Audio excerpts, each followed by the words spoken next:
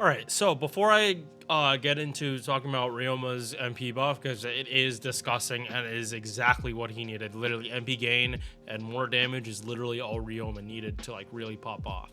But first, I want to give perspective for why specifically Lancer Sakamoto Ryouma got so much shit on release. Like, even me, I thought this character did not work. Again, it was mostly MP1 and based off the feeling and how I was playing the game at the time. Base MP1 Ryouma is definitely not Black Rail able to do unless you're bringing Oberon. So that's issue number one. He's supposed to be able to start from 0, but only with Oberon, because his refund just wasn't enough. Then we move on to the next issue. Vitra, Melisson, Percival, and then Ryouma. In the time span of a year, we got 3 AoE Arts Lancers. One of them being Percival. Percival loops a lot better than Ryouma. It just is how it is, and it's easy to get high copies of him too, because he was on the banner with Melisson. That's number 2. And number 3, the most obvious one. I closed it. But he got released after Lost Spelt 6. Like, yes, people love Ryouma, but he came out in one of the worst possible time frames he could have came out in. A lot of hype servants, and he comes out and he's lackluster. And then after him, we have Tunguska raids, and then Koyan Dark. So from the get-go, Ryouma had such a negative connotation with him, even though he was a good character. Him being an arts looper and struggling to arts loop if you weren't using Oberon is just such a like bad look. It's just something you don't want to have. But now with his MP buff, like, I've slowly come around to him, because like the damage has just become less of an issue as time has moved forward, and more people are doing multi-core. So he can not only can he do single core looping, but multi-core, and that's just something the other characters, especially like Percival can't do multi-core for shit. His battery is bad for that, and he doesn't provide any party support. So let's get into Ryouma. First off, base attack is on the lower side. Usually when we see base attack like this, it's usually on a ruler, someone with a positive class multiplier for damage. Now, Lancers do have it, but it's not as good as Berserkers. It's not as good as Avengers, but at the very least, it's not Caster or Assassin negative modifier. So even though it's a small positive, it's better than having a negative. HP, very high. 15k is a very good number to have in terms of survivability, and for Ryouma specifically, he does want that survivability even though he's arts. It's more so if he's by himself, like, he actually will be able to take advantage of this tankiness. Star weight, star gen, art, and normal Lancer numbers. MP charge 0.47%. Again, part of the reason Ryouma is looked down on is because his refund without Oberon, aka without having a total of 220% charge. 240 if you have his append unlocked. Like, you just didn't have enough refund to really get you through 3 waves if you were starting from 0. But when we go through the numbers, we'll see how this MP buff like helps this out, because again, he has the 3-hit arts MP, so like really him as a farmer was like, he had everything against him for being a farmer, but he had everything for him for being a CQ unit. But you usually don't need CQ AOE units that often. 5-hit on quick, awesome. 4 hits on arts. This combo though does make sense with a gain 0.47 with 4-hit arts. This is something that was pretty common around that time. Zenobia is my #1 example for that. She has pretty much identical gain here. Obviously, Ryouma has more because he has more arts in the kit. But base to base refund, they should be like almost exactly the same. 4 hits on Buster, you don't really care about, except for Stargen. And honestly, like you actually might do Mighty Chains with him, because this quick card is actually like really good. And 5 hit extra attack. So like upstairs, like the big glaring issue is just refund here and damage, but only slightly, because Jarcher has a similar attack. She loops fine. It's just her face card suck, or her face card damage is not great. First skill, party-wide arts up 20%, party-wide crit up 30%, and overcharges the party's MP 1 stage 1 time, and this lasts for 3 turns, all of these effects. So this not only helps him, gives him higher, it lets him start off a little higher. If you're using Castoria MPs, you get even more levels of overcharge, and then he's just gonna even get more MP damage as he goes. But in terms of multi-core, this is all party-wide buffs. For some servants, this might be super effective in the sense that you can't, if your team, like if your single target DPS is both arts, crit, and also has some kind of super effective niche on their MP, like it almost doesn't get better than this for a for a AoE to have to boost up the single target. Like this kind of hits mostly what arts crit DPSs want. And I have to preface that arts crit because most art servants don't care about crit. So honestly, this part could go away, but these two are important for the multi-core part. But Ryouma having extra crit damage, not a bad thing. Second skill. This is why he was like so heavily CQ. Like it's not even funny how like tanky this character can get. It is on it like in optimal team comps, like you're fighting an archer boss. Like if you run him with Tamamo, and like the boss also has, so like Arataki, how that just shoots you like so many times. Like if you have supports and they're tanky enough, like Tamamo, because you'll also have the defense too, that is a free battery for her. So against certain enemies that have a lot of AoE attacks, Ryouma is gonna like really show his stuff, because not only does he have 100% buff removal resistance for 3 turns, it's also debuff immunity. This is a wombo combo. The enemy cannot take your buffs unless it's above 200% or something. And then you also can't get debuffed at all. So the enemy also can't remove your debuff immunity.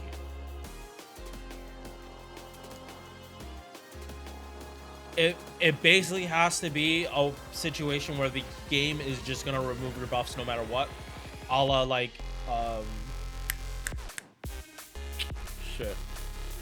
Ort Raid. In the Ort Raid, when you broke a bar, there was no way whoever was out on the field was gonna survive. Whoever was out on the field was pretty much guaranteed to just straight up die. Only way they weren't gonna die is if they had like a gut CE that couldn't be removed. But there's also a chance Ort would just straight up kill you again. So in conditions like that where you are guaranteed to take your buffs, obviously Ryouma isn't gonna work. But then no character is gonna work at that point.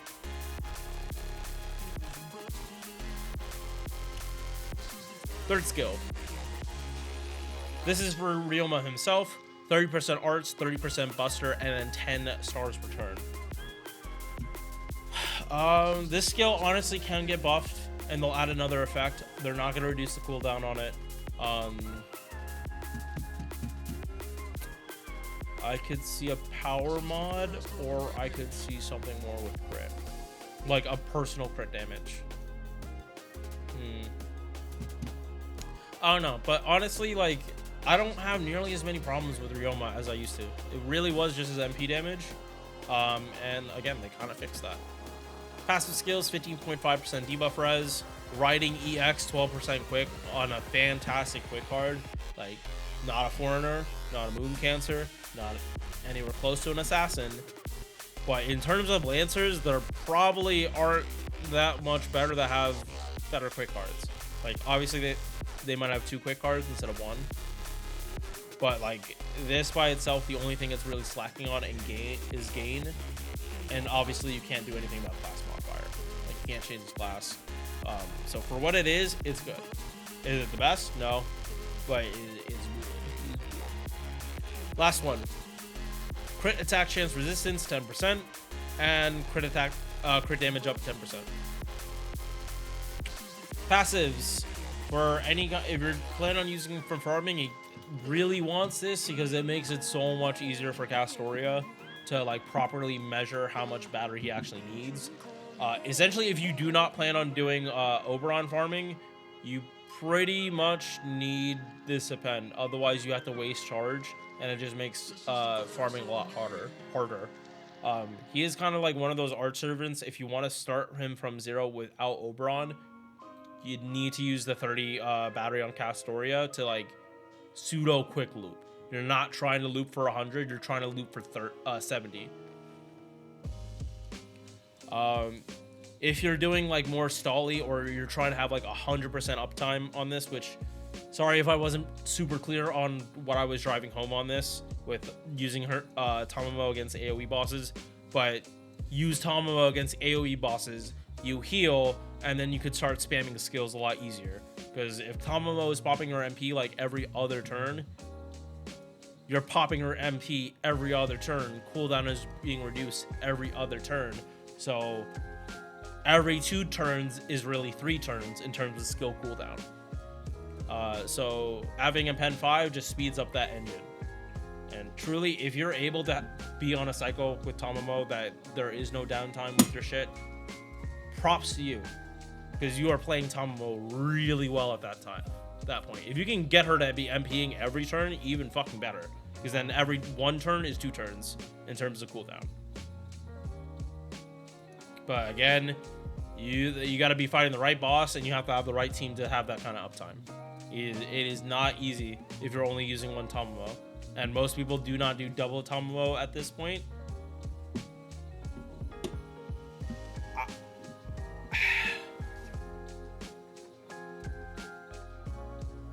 Honestly, Ryouma might actually be one of the few characters that could get away with double Tamamo. No. You would need to start with a Castoria, but essentially, it would be a slow start. But as long as the 2 Tamamos are just gonna keep topping each other off, and they're gonna keep reducing cooldown. Yeah, no, that's something to consider. Especially because Ryouma's kind of so tanky, you kind of don't need Castoria unless you need her. If you get what I mean by that.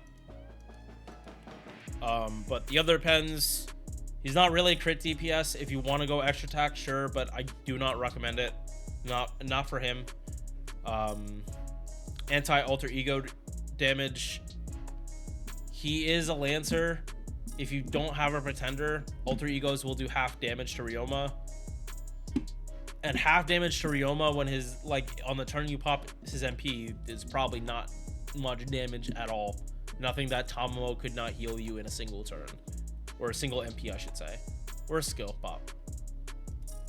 Extra crit damage is extra crit damage. If you need it, you need it. If you don't, you don't. Right, so this is what his MP was. 3-hit arts. Red flag. Again, with the MP gain. Because here's a servant that I shit on so much for having shit gain. Muramasa. What's his gain? 0.59. Not only does he have arts up, he ramps up. He can have better refund, and he scales so much better with Castoria. Legitimately scales so much better with her because of how he loops. Ryouma kind of does that. He does have MP ramp up like Muramasa, but he didn't have the arts up that let Muramasa get away with his looping being scuffed the way it was. 50% defense in a Castoria team, you're never not gonna have solemn defense or invo, so this didn't really matter that much. and that was the only normal effect too. So you have Percival that had MP damage for the turn and could heal people. You had Vitra that put out more damage and could give a little more damage to the party. And then you had Ryouma that had wet noodle MP damage, was barely looping, and you had to go through extra steps in comparison to other arts loopers at the time. We didn't really care about multicore back then. Like, everyone was like brand new to Vich, Oberon. They did not give a shit about node structure. Now that for a lot of people, Vich is pawn 15 because there is no one else that can do what Vich does. Castoria wasn't the case. You had Tamamo, Reigns, Waver, even Scotty for battery support. That Castoria kind of took a lot longer for people, while Vich, to Buster farming, you need to use Vich and Oberon. There's no exception. Arts looping, you can use a lot of other substitutes. So it's like why would you basically do Buster farming with an arts unit if you didn't even need that much damage? Now we're kind of at the point where, yeah, Ryouma's looping isn't great, but it's still, he can output a lot higher damage. Like, sorry, need to preface it. The day of worrying about refund has long passed for FGO. FGO now cares far more about damage and hitting niches than it does about worrying about hitting like refund numbers like you did when Castoria first came out. For like Castoria, by the way, has been out for almost 5 years on JP. If that doesn't also make you feel old, because that's before I started working my job, and some of my kids are about to graduate and go to middle school. So how about now? This buff is purely for CQ potential. Sorry, not just CQ potential, but it really shines in a CQ. Like, again, where Ryouma was always better than his competition. He's going to be better than Percival, far better than Vitra, because Vitra also needs a buff, possibly even an MP buff too. MP gain up 20% for one turn. People might complain that there's no ramp up. He does not need ramp up for MP gain. Like I said, in Ryouma's optimal farming comp, double Castoria Oberon if he's single core, or Castoria Oberon and then a single target DPS. He does not need to loop all 3 waves like that when you have that much charge. Like, why do you need to loop 100% if you have 200 charge in your back pocket? It's like, well, now you have too much charge. Why don't you just use a different team at that point? Plus, he's already ramping up MP damage. He does not need to ramp up MP gain too. And his current team comps now, like, he's already going to be spamming MPs a lot crazier. Reduces all enemies gauge by 1. This is something small, but again, CQ. The enemy cannot MP you. Meaning any kind of bullshit MP, even if it's from a ruler like Amakusa, strip all buffs if he gets his MP. This stops that from happening. If he gets an arts card, he fully refunds. Support comes in, gives him 20 battery, 30, 40, whatever he needs. He's going to keep going and keep going. I personally think if you're going to use him in a CQ, Tamamo is going to be his best option by far, and you're just MP spamming. Castoria, I think... It's not that I think she's bad, it's just that you wouldn't use double Castoria in a CQ with him, specifically. And I do think she adds a little too much tankiness that... Okay, so to put it in Honkai terms, Castoria is a sustained support. Tamamo is not a sustained support. She's like more of a hyper carry support. And Ryouma and double Tamamo versus Ryouma and double Castoria. Like, double Castoria, you have to watch when you're popping MPs. While double Tamamo, you're spamming your MPs and you do not care about refund. Two Tamamo MPs at the end of his MPs, what, baseline like 50? 25, and then isn't 31? So baseline, it's like 56% gauge. So Ryouma doesn't even have to do that much work in order to get... Oh, sorry. Take it back. 31 and 35. Because, or 37. Because the MP... So that's... The Tamamo is getting overcharged 2. One after hers overcharged 3. So it's not even base 50. It's base 60. At that point, you have so much charge. And all three of those characters have high defense. If Tamamo is able to double stack her skills, both of them, pretty much as long as the enemy is not doing buff strip and they're just trying to do chip damage, A, you're not taking damage, B, whatever damage you do take, you're healing with Tamamo. So, yeah, sorry for this rant, but honestly, with this buff, it gives him far more options than he had before. Bond CE, 10% arts, 10% MP damage while he's on the field. Is he grand candidate status? No. But he is so much better. Universally. Like, before his ceiling was like super high, but his floor was also super low. Like, disturbingly low for a 5-star. Like, again, that's why in earlier tier list, I placed him lower. In the more recent tier list, it has been like, based on like damage potential and damage usability. Most people, like, if they're trying to go for like use Black Rail, like you would use Oberon, is like the reason you use Oberon with Black Rail is because it doubles it so much.